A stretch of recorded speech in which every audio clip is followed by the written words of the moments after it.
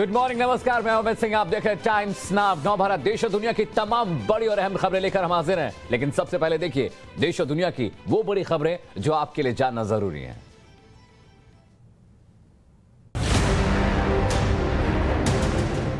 दिल्ली में corona case बढ़ने के बाद येलो अलर्ट जारी कर दिया गया है। सीएम अरविंद केजरीवाल के ऐलान के फौरन बाद कई तरह की पाबंदियां भी लगा दी गई हैं। स्कूल, कॉलेज समेत सिनेमा हॉल और जिम में ताला लगा दिया गया है। वहीं मेट्रो, रेस्तरां, बार 50% क्षमता के साथ खुलेंगे। दिल्ली में मंगलवार को कोरोना के 2 जून के बाद सबसे ज्यादा मामले सामने आने से दहशत है। राजधानी में 24 घंटे में 496 नए मरीज मिले हैं। सोमवार के मुकाबले राजधानी में कोरोना केस में 50% का इजाफा हुआ है, जिसके बाद दिल्ली में येलो अलर्ट जारी किया गया। लगातार 2 दिन तक संक्रमण दर 0.5% या फिर लगातार 7 दिन की अवधि के दौरान 1500 से अधिक या फिर औसत 500 ऑक्सीजन बेड अस्पतालों में 7 दिन तक भरे रहे तो येलो अलर्ट लगता है। दिल्ली में कोरोना के बढ़ते मामलों के मद्देनजर आज डीडीएमए की बैठक बुलाई गई है। उपराज्यपाल अनिल बैजल की अध्यक्षता में होने वाली इस मीटिंग में सीएम अरविंद केजरीवाल भी शामिल होंगे।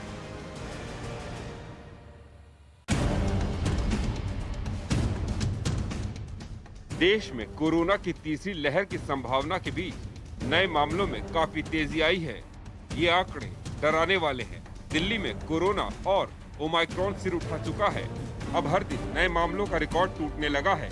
मंगलवार को 50% की उछाल के साथ कोरोना के एक साथ 496 नए केस सामने आए। दिल्ली में इसके साथ ही पॉजिटिविटी रेट भी बढ़कर 0.89 हो गया है। दिल्ली के साथ ही मुंबई के हालात भी बिगड़ रहे हैं। वहाँ कोरोना के नए मामलों में 70% तक का उछाल आया है। महाराष्ट्र में कल कोरोना के 2172 नए केस सामने आए। इसमें अकेले 1377 केस मुंबई के हैं। महाराष्ट्र में कोरोना से पिछले 24 घंटे में 22 लोगों की मौत हुई है। वहीं गुजरात में कोरोना के 394 और अहमदाबाद में 182 केस सामने आए हैं। बाद सरकार ने बूस्टर डोज का फैसला लिया है। देश में कोरोना के नए वेरिएंट ओमाइक्रॉन के बढ़ते मामलों के बाद सरकार ने बूस्टर डोज का फैसला लिया। 10 जनवरी से 60+ बुजुर्गों को बूस्टर डोज लगनी शुरू हो जाएगी। लेकिन इस बीच इसे लेकर सियासत भी शुरू हो गई है। झारखंड के स्वास्थ्य मंत्री बन्ना गुप्ता ने सरकार के फैसले पर सवाल उठाया है। बन्ना सिंह ने पूछा, जब देश में वैक्सीन की कमी नहीं है तो बूस्टर डोज हर किसी को क्यों नहीं दी जा रही। प्रधानमंत्री जी इस देश के लोगों के साथ सियासत कर रहे हैं, राजनीति कर रहे हैं। बूस्टर डोज देनी है तो फिर 60 साल की उम्र की सीमा क्यों तय कर रहे हैं? जिन लोगों को फर्स्ट और सेकंड डोज ऑलरेडी लग चुका है वो सारे लोगों को बूस्टर डोज क्यों नहीं दिया जा रहा है? हालांकि इस बीच बुजुर्गों के लिए एक अच्छी खबर ये है, उन्हें बूस्टर डोज के लिए कोई सर्टिफिकेट नहीं दिखाना होगा। पहले कहा गया था 60 से ज्यादा की उम्र के सीनियर सिटीजन जिन्हें पहले से कोई गंभीर बीमारी है, उन्हें वैक्सीन की तीसरी डोज यानी प्रिकॉशन डोज के लिए डॉक्टर के सर्टिफिकेट की जरूरत होगी। लेकिन इस शर्त को अब खत्म कर दिया गया है।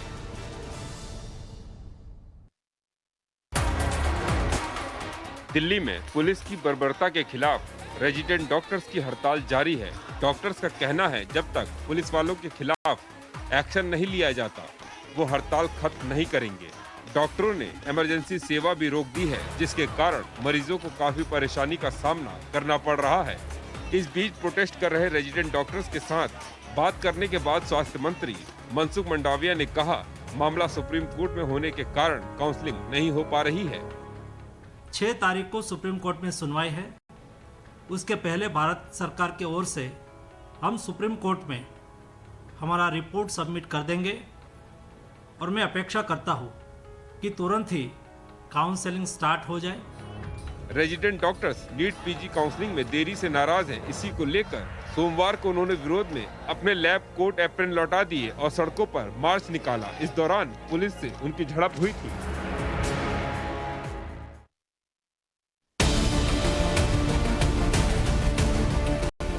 उत्तर प्रदेश में चुनाव की तैयारियों का जायजा लेने के लिए चुनाव आयोग की टीम कल से 3 दिन के लखनऊ दौरे पर है।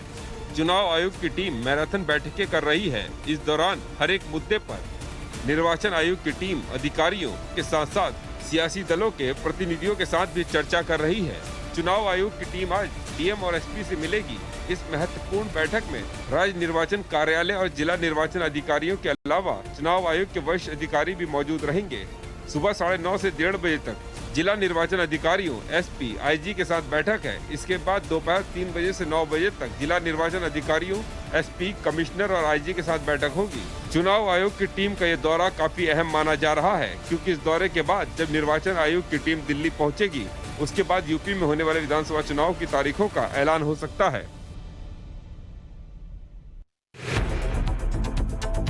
उत्तर प्रदेश विधानसभा चुनाव को लेकर राजनीतिक पार्टियां ताबड़तोड़ रैलियां और जनसभाएं कर रही हैं। यूपी के पूर्व मुख्यमंत्री और समाजवादी पार्टी के अध्यक्ष अखिलेश यादव भी प्रदेश में विजय रथ यात्रा निकाल रहे हैं। कल उनकी विजय रथ यात्रा उन्नाव पहुंची, जहां उन्होंने अपनी जनसभा में एक बड़ा ऐलान किया। अखिलेश यादव ने घोषणा की, अगर राज्य में समाजवादी पार्टी की सरकार बनेगी तो सांड से लड़ जाने की वजह से मौत होने पर पीड़ित के परिजनों को 5 लाख रुपए का मुआवजा दिया जाएगा। इतना ही नहीं, अखिलेश यादव ने एक और बड़ा ऐलान किया। उन्होंने कहा, अगर सूबे में साइकिल से एक्सीडेंट होता है तो भी पीड़ित के परिजनों को 5 लाख रुपए का मुआवजा दिया जाएगा। समाजवादी पार्टी का चुनाव चिन्ह भी साइकिल ही है। उन्नाव में जनसभा को संबोधित करते हुए अखिलेश यादव ने ये भी कहा, लगातार समाजवादी रथ चल रहा है, जनता का अपार साथ मिल रहा है, जिससे बीजेपी घबराई हुई है।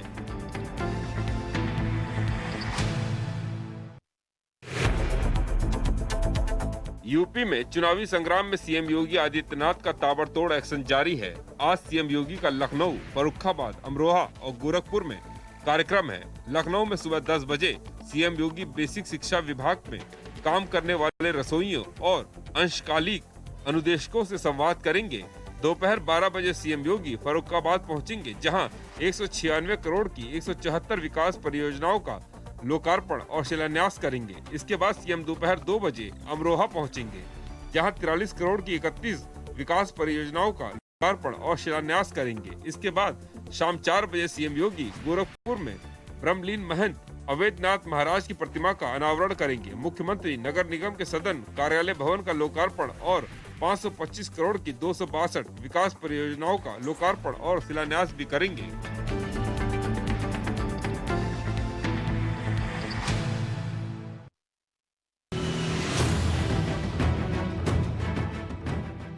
ये है मध्य प्रदेश के जबलपुर के कलेक्टर करमवीर शर्मा, जो इन दिनों अपने फैसले के कारण काफी सुर्खियों में है।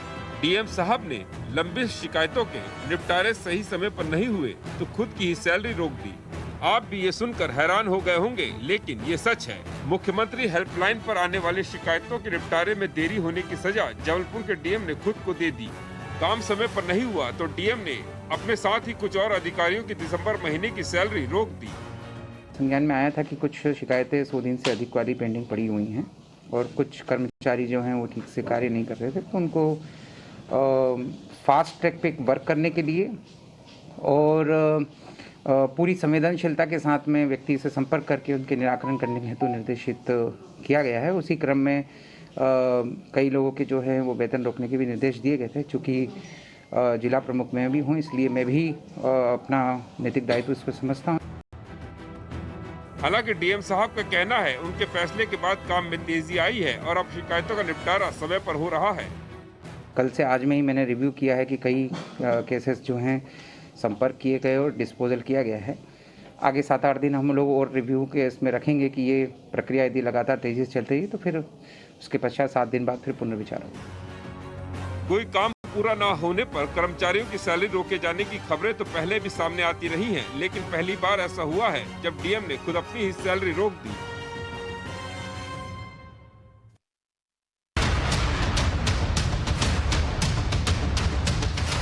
बचपन का प्यार गाने से मशहूर हुए छत्तीसगढ़ के सुकमा के रहने वाले सहदेव दिर्दू का एक्सीडेंट हो गया।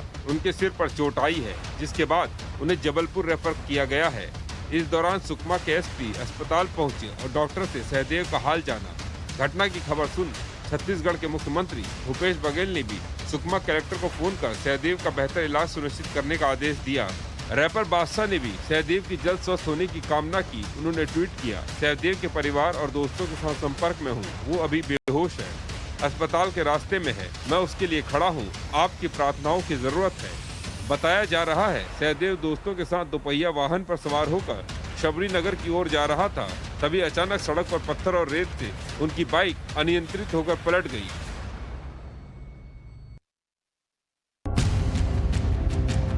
हैदरपुरा एनकाउंटर की जांच कर रही जम्मू कश्मीर पुलिस की एसआईटी ने सुरक्षा बलों को क्लीन चिट दी है। एक नागरिक विदेशी आतंकवादियों के हाथों मारा गया, जबकि मकान मालिक और एक स्थानीय आतंकवादी की मुठभेड़ में फंस जाने से मौत हुई, क्योंकि घर में छिपे आतंकवादी ने उन्हें ढाल के रूप में इस्तेमाल किया। मुदस्सिर गुल, जिसको अटीक पे मिलिटेंट ने ही फॉरेन टेररिस्ट ने टारगेट किया, और लाइन में जब नीचे वो लोग आते हैं फायर करते हुए एंट्री पे डॉक्टर अल्ताफ भट्ट को अपना शील्ड बनाते हुए इनकी मौत क्रॉस फायरिंग में हुई।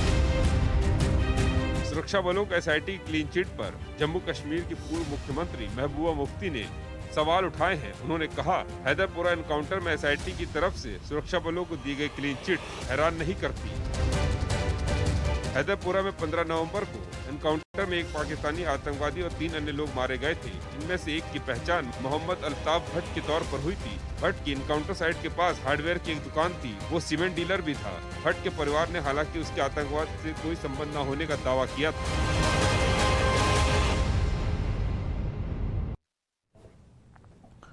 और देश और दुनिया की अहम खबरों के बाद रुख करते हैं इस वक्त की बड़ी खबर का। आज प्रधानमंत्री नरेंद्र मोदी मंत्री परिषद की बैठक लेंगे। इस बैठक में कई बड़े फैसले लिए जा सकते हैं। ये बैठक शाम 4 बजे होगी, जिसमें लगभग सभी मंत्रियों के मौजूद रहने की संभावना है।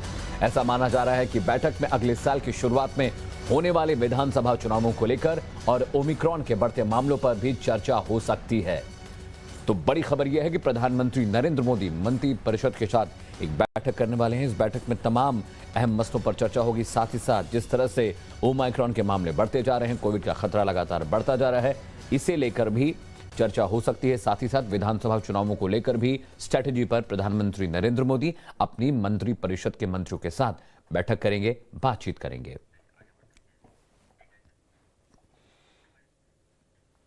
और अगली बड़ी खबर दिल्ली से। कोरोना के ओमिक्रॉन वेरिएंट के मामलों में बढ़ोतरी के बीच दिल्ली नई पाबंदियां लागू हो गई हैं।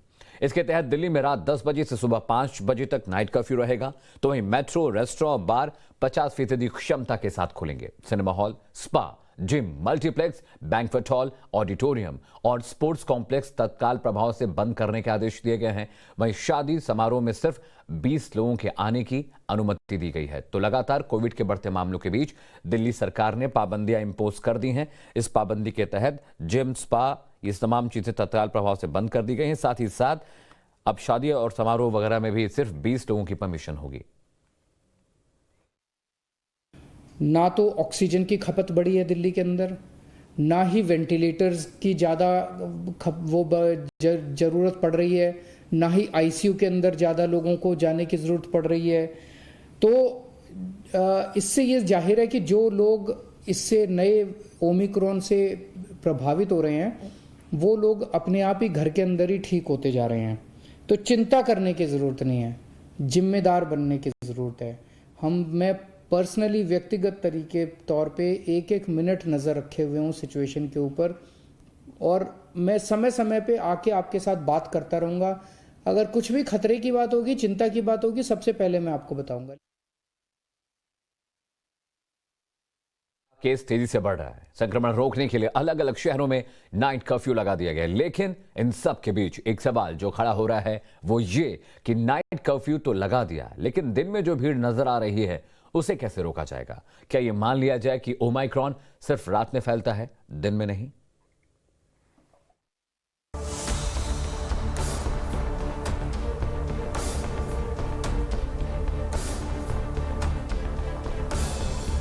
देश की राजधानी दिल्ली की सड़कों पर सन्नाटा पसरा हुआ है। दूर दूर तक नजर दौड़ाने के बाद भी आपको कोई नजर नहीं आएगा। दुकानें बंद हो चुकी हैं। पुलिस की बैरिकेडिंग आपको हर जगह नजर आएगी।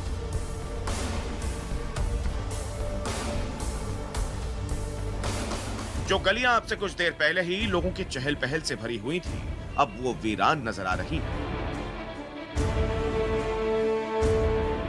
देश में ओमिक्रॉन के केस तेजी से बढ़ रहे हैं। कोरोना का नया वेरिएंट हिंदुस्तान के लगभग हर कोने में पहुंच चुका है। ऐसे में कोरोना के इस नए वेरिएंट को रोकने के लिए राज्य सरकारें अलग अलग कदम उठा रही हैं, जिसमें नाइट कर्फ्यू सबसे ज्यादा आम है।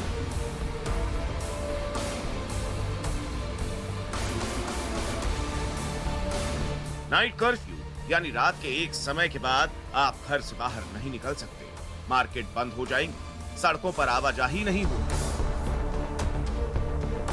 अच्छी बात यह है कि सरकार कोरोना को रोकने के लिए कुछ कदम जरूर उठा रही है, लेकिन इस फैसले के बाद एक सवाल जो खड़ा होता है वो ये है कि क्या ओमाइक्रॉन या कोरोना सिर्फ रात में ही फैलता है, जब लोग आमतौर पर अपने घरों पर ही होते हैं, जब सड़कों पर ट्रैफिक नहीं होती, मार्केट में भीड़ कम रहती है।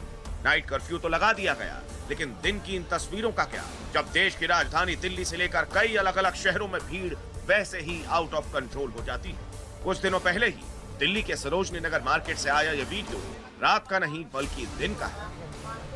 आप खुद देख सकते हैं कि कैसे दिन में लोग एक के ऊपर एक चढ़े हुए हैं, मार्केट में पैर रखने तक की जगह नहीं है। वैसे आपको बता दें कि आज भी इन मार्केट्स में कुछ नहीं बदला, भीड़ जैसे पहले थी आज भी वैसे ही है, लेकिन कर्फ्यू लगेगा तो रात में, दिन में नहीं। दिल्ली में येलो अलर्ट लागू हो गया है। नाइट कर्फ्यू अब रात को 11 नहीं बल्कि 10 बजे से शुरू हो जाएगा। मार्केट ऑड इवन की तर्ज पर सुबह 10 बजे से रात के 8 बजे तक खुली रहेंगी। मोहल्ले में आने वाली दुकानें रोज सुबह 10 से 8 के बीच खुल सकती हैं। मॉल्स में भी ऑड इवन सिस्टम जारी कर दिया गया है।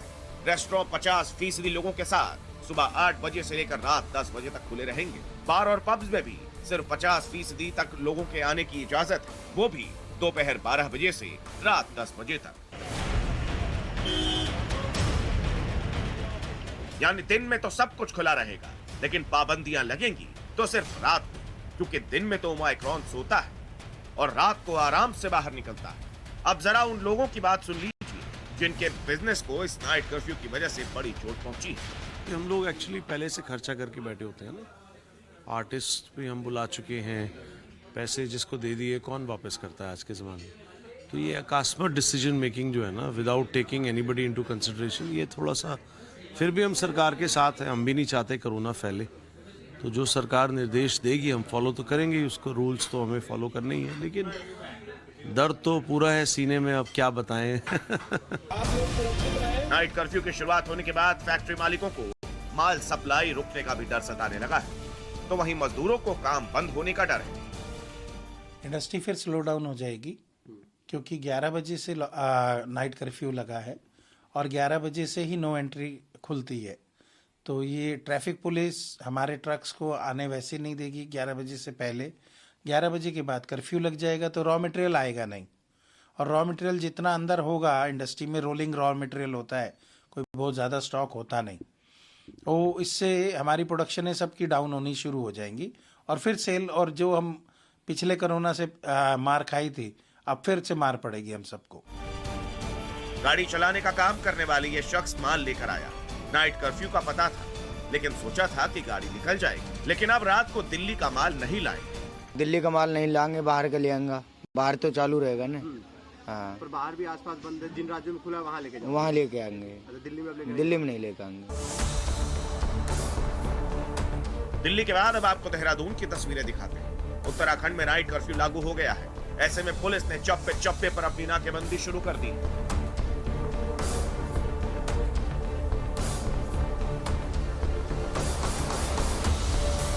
ओमिक्रॉन के संक्रमण के चलते प्रदेश सरकार ने आज से उत्तराखंड में नाइट कर्फ्यू लगा दिया है। इस समय हम खड़े हैं घंटाघर पर, जो मेन चौराहा है घंटाघर का। घंटाघर है यहाँ पे, ये पूरा देहरादून का मेन चौराहा है। देखिए 11 बज चुके हैं और नाइट कर्फ्यू का ऐलान है। 11 बजने के बाद अभी दिखा सकता हूँ मैं आपको, आइए दिखाता हूँ ग्राउंड रिपोर्ट से कि पुलिस ने लगातार चेकिंग शुरू कर दी है। यहाँ पे लोगों से पूछताछ शुरू कर दी है और लोगों को रोकना शुरू कर दिया है, और रोकने के साथ साथ चेकिंग, उनसे पूछा जा रहा है कहाँ जा रहे हैं, उनके नाम, पते, एड्रेस सब लिखे जा रहे हैं, और पूरा उन्हें एहतियात के तौर पे आज छोड़ा जा रहा है कि कल से 11 बजे का कर्फ्यू रहेगा। ऐसे में वो कल ऐसी गलती दोबारा ना करें। इवन देहरादून में केसेस अब रिपोर्टेड है, तो उसके चलते जो सरकार के द्वारा दिशा निर्देश निर्गत किए गए हैं, जिसमें कि 11 बजे से लेकर सुबह 5 बजे तक का नाइट कर्फ्यू इम्प्लीमेंट करवाना है। आज पहला दिन है नाइट कर्फ्यू का, तो लोगों को हम बता भी रहे हैं कि 11 बजे से नाइट कर्फ्यू है। जो बिना मास्क के हमको नज़र आ रहे हैं उनका हम चालान भी कर रहे हैं और धीरे धीरे ये आइडिया सब लोगों तक फैलाया भी जाएगा। नया साल नजदीक आ रहा है तो तीसरी लहर का डर भी सता रहा है। रात में तो कोरोना को रोकने के लिए नाइट कर्फ्यू नाम का मास्टर प्लान लागू कर दिया गया है, लेकिन दिन में आप आराम से बेखौफ होकर घूम सकते हैं, क्योंकि दिन में तो कोरोना सोता है, रात को नहीं।